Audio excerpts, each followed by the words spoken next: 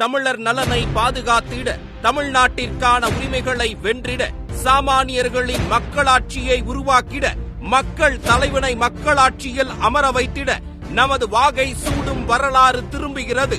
வெற்றி பேரணியை தமிழ்நாடு மதுரையிலிருந்து தொடங்குகிறது. இந்த நாடு இதுவரை கண்டிராத பிரம்மாண்ட மாநாட்டிற்கு, தமிழ் மண்ணின் ஜனநாயக திருவிழாவிற்கு அழைக்கிறார் வெற்றி தலைவர் விஜய். வெல்லப்போகும் காலத்திற்காக பிரம்மாண்ட கட்டமைப்புடன், கழகத்தின் உறுதியுடன், ஒட்டுமொத்த தமிழ் மக்களின் ஆதரவுடன் நாம் அனைவரும் திரள்கிறோம். நம் மாநாடு பிரம்மாண்டத்திற்கு இணையாக தலைவரின் அறிவுறுத்தலின்படி மிக மிக கவனமான பாதுகாப்பு வழிமுறையில் நடைபெற உள்ளது. பாதுகாப்பான பங்கெடுப்புடன், அர்ப்பணிப்பான வருகையுடன், கட்டுக்கோப்பான கட்டமைப்புடன் நடத்தி காட்டி நாம் நம் மாநாட்டின் சிறப்பை உலகிற்கு அறிவிக்க வேண்டும். அந்த விதத்தில் நம் மாநாட்டில் நாம் அனைவரும் கடைபிடிக்க வேண்டிய வழிகாட்டல்கள்: திண்டுக்கல்லில் இருந்து வரும் வாகனங்கள் திருமங்கலம் வழியாக பார்க்கிங் ஒன்றிற்கு வர வேண்டும்.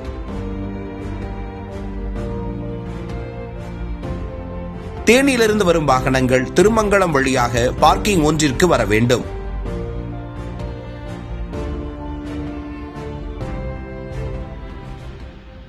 திருச்சி மார்க்கமாக வரும் வாகனங்கள் அனைத்தும் மேலூர் வழியாக பார்க்கிங் 2ற்கு வர வேண்டும்.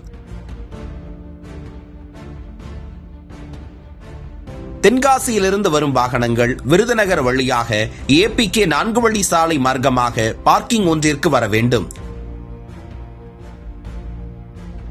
புதுக்கோட்டையிலிருந்து வரும் வாகனங்கள் திருப்பத்தூர் மார்க்கமாக பார்க்கிங் ஒன்றிற்கு வர வேண்டும்.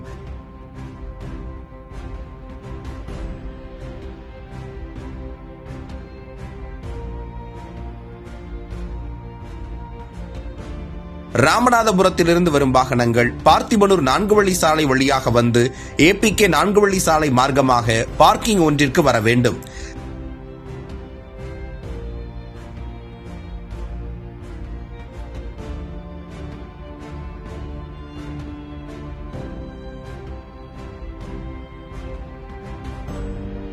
திருநெல்வேலியிலிருந்து வரும் வாகனங்கள் APK 4 வழி சாலை மார்க்கமாக பார்க்கிங் ஒன்றிற்கு வர வேண்டும்.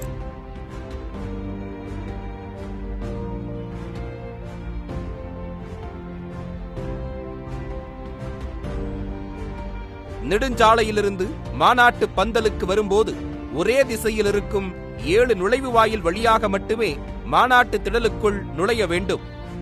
நீங்கள் அமர்ந்திருக்கும், நிற்கும் இடங்கள் உட்பட திடல் முழுவதும் குடிநீர் பைப் மூலம் சுத்திகரிக்கப்பட்ட குடிநீர் வழங்கப்படும். மாநாட்டு திடலின் இரு பக்கவாட்டிலும் மாபெரும் எல்லை பாதுகாப்பு சுவர் அமைக்கப்பட்டிருக்கும். பாதுகாப்பு எல்லை சுவர் அமைந்திருக்கும் இரு பக்கங்களிலும் மொத்தம் 20 மருத்துவ முகாம்கள் தயார் நிலையில் இருக்கும். அனுபவம் வாய்ந்த மருத்துவர்கள், செவிலியர்கள் குழுக்கள் காத்திருப்பார்கள். தங்களுக்கோ அருகில் உள்ள தோழருக்கோ ஏதேனும் உடல் உபாதைகள் ஏற்பட்டால் உடனடியாக மருத்துவ முகாமுக்கு தெரிவிக்கவும். தேவை ஏற்பட்டால் மருத்துவ முகாம் பின் தயாராக இருக்கும் ஆம்புலன்ஸ் மூலம் உடனடியாக அருகில் உள்ள மருத்துவமனைக்கு கொண்டு செல்ல ஏற்பாடுகள் செய்யப்பட்டுள்ளது.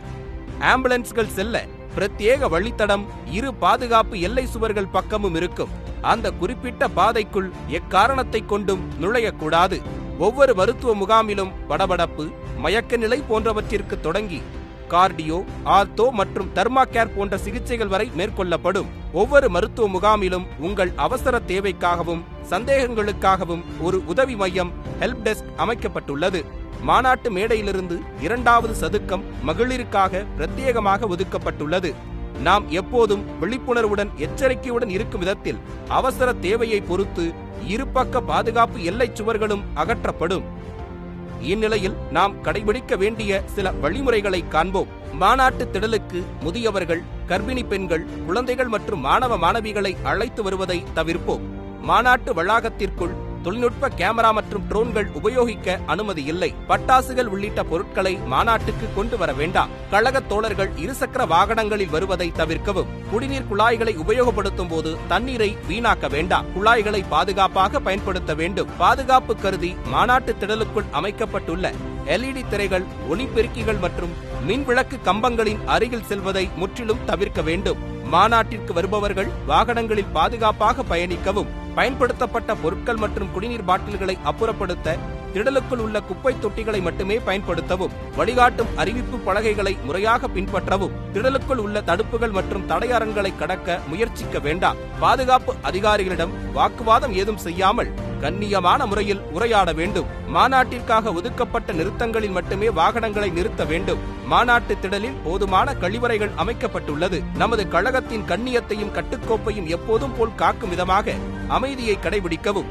இறுதியாக, இந்த மாநாட்டில் கலந்து கொள்ளும் நாம் அனைவரும் ஒரே குடும்பம். நாம் ஒருவரை ஒருவர் பரஸ்பரத்துடனும் நமது தோழர்களை அக்கறையுடனும் கனிவுடனும் பார்த்து கொள்ள வேண்டும். குழாய்களில் பிடிக்கும் தண்ணீர் முதற்கொண்டு தாமாக முன்வந்து கொடுக்க வேண்டும். நாம் ஒரு குடும்பமாக நமக்கான அரசியலை நமக்கான தலைவருடன் சேர்ந்து வென்றெடுப்போம். வெற்றி வாகை சூடுவோம்.